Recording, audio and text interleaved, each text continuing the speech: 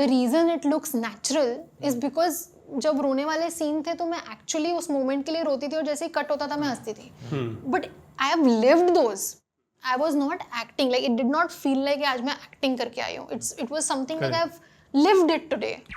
I remember even when I was doing those episodes इधर उधर छोटे छोटे काम, उसके पहले मैंने एक मूवी की थी भूतनाथ करके, उसमें मैं जूनियर आर्टिस्ट थी. एंड ये हुआ था before I went for the bigger auditions like Balika and all.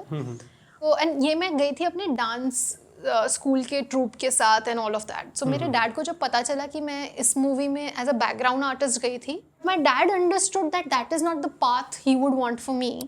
So he made sure कि उसके बाद जो वो स्ट्रगलिंग प्रोसेस होता है of an actor, of portfolio देना, ऑडिशंस फिगर आउट करना, because I was of course younger. He did everything.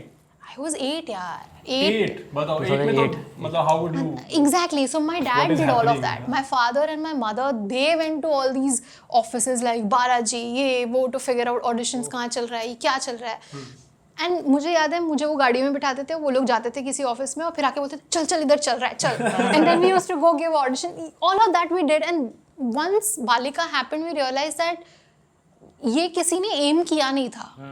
थोड़ी ना मेरे पापा को पता था कि एज अ चाइल्ड मैरिज पे एज अ लीड कुछ शो मिलेगा. We were very happy with what was happening and then Balika happened.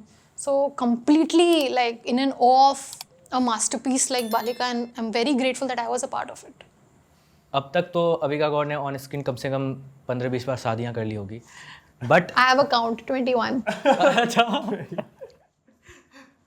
But when you did Balika Vadhu, उस कैरेक्टर की जो जर्नी थी that was centred around child marriage. Yes. उसके nuances के around.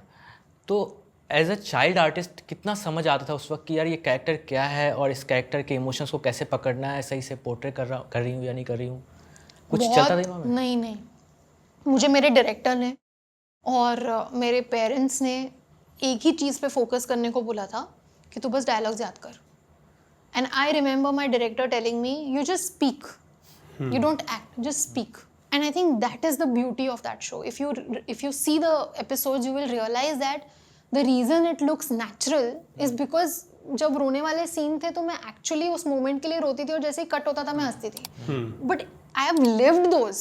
I was not acting, like it did not feel like आज मैं acting करके आई हूँ. It was something like I have lived it today and it's done. And I think that is one reason why people really believe that it all looked natural, because at that age if somebody would have told me to act a certain way, right. तो शायद ही मुझे समझ आता उसका मतलब. And I was not a trained actor कि मुझे समझ भी आया. इनोसेंस भी शायद मिस हो जाता probably. So I was just being myself and it worked.